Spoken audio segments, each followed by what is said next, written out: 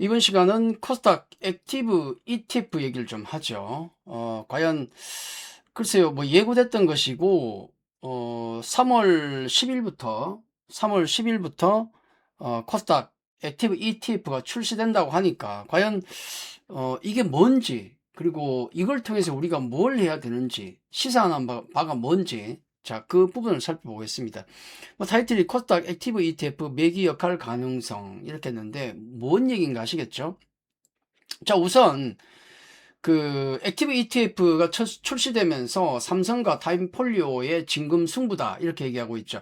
세 개가 출시되는 걸 알고 있는데 한화 쪽은 3월 10일이 아니고 15일인가 17일인가 뒤에 나옵니다. 그래서 첫 출시는 삼성과 타임폴리오다. 자, 그렇게 보시면 됩니다.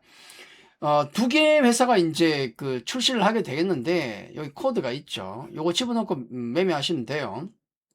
둘 다 주식형이고 하나는 삼성 액티브 자산운용, 하나는 타임폴리오 자산운용에서 운용을 한다. 그리고 기초자산은 기초지수는 코스닥이다. 코스닥이다. 자, 이런 걸 간단히 보면서 그러면 여기서 얘기하는 용어들이 뭔 얘기인가? 액티브는 뭐고 저기 그다음에 뭐 액티브는 뭔지, 아니면 ETF 자체가 뭔지, 뭐 패시브는 뭔지 이런 것들 좀 정리할 필요가 있겠죠. 자, 우선 ETF라는 거는 우리말로 바꾸면 상장지수 펀드입니다. 그러니까 ETF는 펀드예요, 펀드. 펀드인데 지수를 따라다니는 펀드다. 간단하죠? 그걸 상장시켜 놓은 거예요. 이게 상장지수 펀드, ETF입니다. 뭐냐면, 우리가 보통 펀드를 가입하려고 그러면은, 가입하시려고 하면은, 뭐, 가입서를 쓰고, 뭐, 증권사나 가서 뭘 막 한참 써야 되죠? 되게 불편하지 않습니까? 근데 이걸 그렇게 가입하지 않고, 여러분들 시장에서 살 수 있게 만들어 놓은 거예요. 기본적으로, 펀드인데, 어떤 펀드냐? 지수를 따라다니는 펀드다. 항상 추종하는 지수가 있어야 돼요. 코스닥이다. 상품이 있으면, ETF가 있으면 항상 이게 있어야 돼요. 코스닥을 따라다닙니다. 아니면 S&P 500을 따라다닙니다. 아니면은 뭐 원유를 요즘 유가 뭐 오르니까 원유를 유가를 따라다닙니다. 뭐 이런 따라다니기 있어야 돼. 아니면 반도체 관련 ETF다 그러면은 반도체를 따라다녀요. 자동차 ETF. 뭐 종류는 무한정이죠. 어쨌든 추종하는 지수는 반드시 있어야 된다. 그걸 이렇게 코스닥 ETF 그러면 코스닥 지수를 추종하는 ETF인데 펀드인데 이걸 상장시켜 놨어요.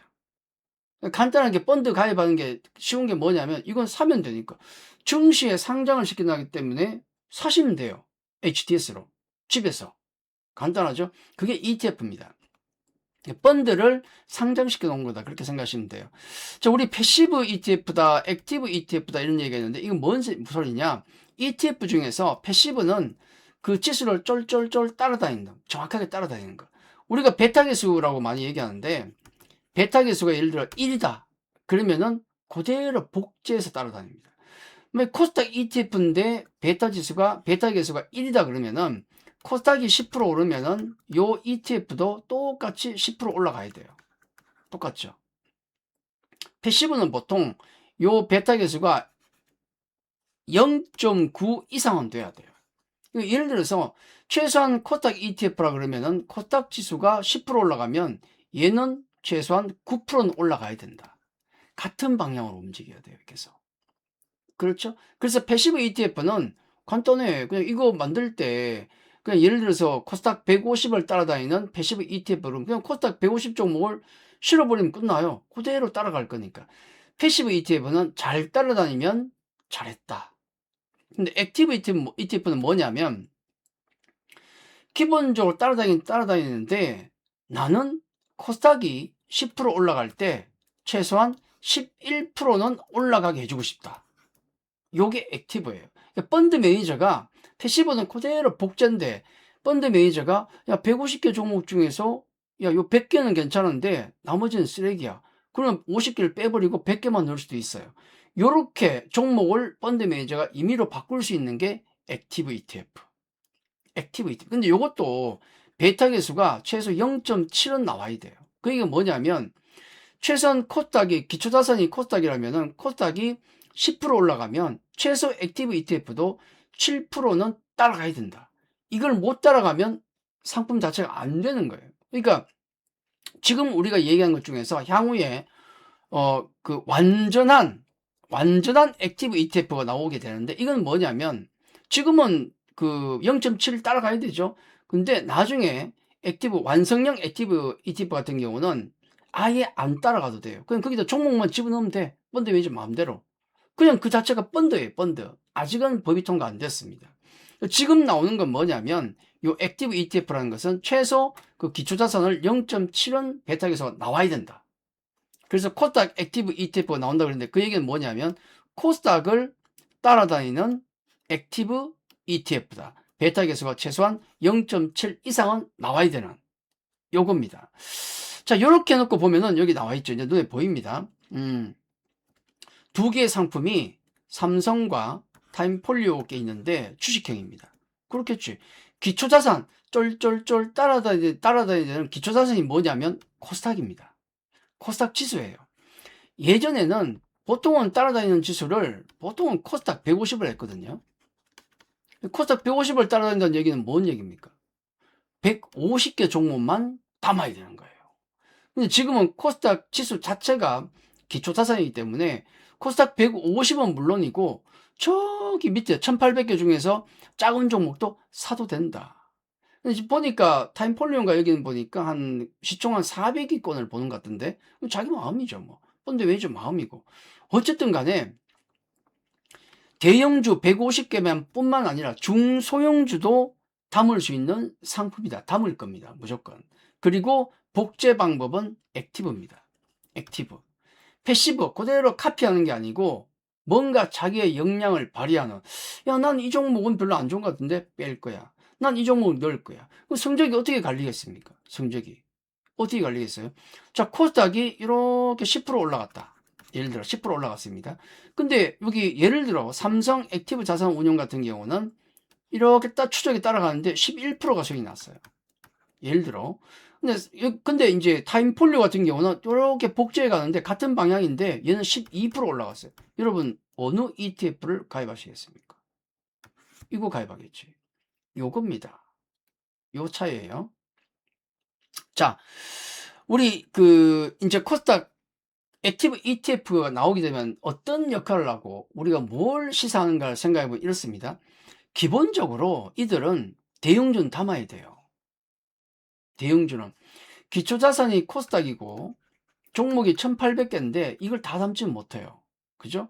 그러면 0.7 이상의 베타 개수가 나오려면 최소한 코스닥 지수를 따라가려면 대형주는 있어야 되죠. 만약에 작은 종목만 꽉 담아놨는데 대형주가 막 날아간다. 그럼 이거 못 따라가죠. 기본적으로 대형주는 담는다. 랭킹 150이 아닌 종목들은 기본적으로 담겨 있어야 돼요. 이번에 삼성전자와 SK하이닉스가 날아가니까 어떻습니까? 저걸 안 담은 사람들은 못 따라가잖아요. 그러니까 기본적으로 대형주는 담아야 되고, 그러면 어느 ETF든 간에 대형주 뭐 예를 들어 뭐 한 똑같은 거 30위권에 있는 걸 다 담았다.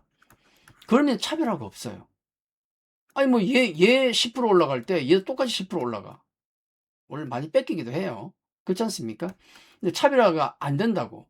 대형주만 담으면. 근데 승부는 어디서 나는가? 바로 경쟁력과 차별화는 나머지 중소형주에서. 예를 들어 대형주를 추적하기 위해서 한 70% 담았다. 포트폴리오에 담았습니다. 그럼 나머지 30%가 있을 거 아니야. 그죠? 여기에서 승부가 나는 거예요. 중소형주 담을 거니까. 요거 잘 담는 것이 성적이 좋을 거고 그 ETF가 잘 팔릴 수밖에 없죠.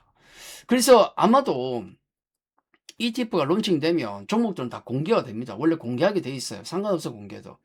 공개하면 대형주는 당연히 있으니까 그래 하는데 그 안에 담겨 있는 작은 종목들 사람들이 굉장히 많이 집중을 할 겁니다. 그래서 그 종목들이 움직일 가능성이 높아요. 다만 조심해야 될 것은 이 종목들이 만약에 담겨 있는 종목이 급등을 하게 되면 아마 펀드 매니저는 뺄 겁니다. 이거 빼고 잽싸게 빼고 또 새로운 종목 집어넣고 또 빼고 또 집어넣고 이걸 반복할 거예요. 그렇기 때문에 그 종목이 들어갔다고 해서 영원히 거기 있는 건 아니다. 빠르게 편출을 할 수 있다는 것도 염두에 둬야 되고, 결국은 지금까지 나온 코스닥 뭐 ETF들을 보면 대부분 다 패시브고 대부분 뭐냐면 코스닥 150 기초자산으로 패시브예요. 패시브. 그러니까 대부분 코스닥 150을 그대로 따라다니는 것. 우리 예를 들어서 ETF 중에서 그 코스닥 150 그 레버리지 있죠. 그거는 코스닥 150 그 대형주를 그대로 복제에 따라다녀요. 2배로. 걔들이 다 상한가 가면 30% 올라가죠. 그러니까 이론적으로 코스닥 150, 코스닥 150 레버리지는 상한가가 60%인 겁니다. 어쨌든 코스닥 150을 따르는 패시브밖에 없었는데 지금은 이제 코스닥 지수로 담았기 때문에 거기다 액티브이기 때문에 중소형주도 분명히 담는다는 거죠. 그러니까 뭐냐면 지금은 보면 대형주만 가니까 소외현상이 심하지 않습니까? 이제는 코스닥의 똘똘한 작은 종목들로도 이런 수급들이 들어간다. 그러니까 이게 결국은 코스닥 전반을 들쑤시는 매기 역할을 하는 거죠. 그러니까 작은 종목에도 기회가 오는 종목 장세가 열리고 있다. 그렇게 보시면 아마 대응도 가능하지 않을까 그렇게 말씀을 드리겠습니다. 자, 이렇게 코스닥 곧 출시가 되는 코스닥 액티브 ETF에 대한 설명을 드렸습니다. 자, 오늘 여기까지입니다. 감사합니다.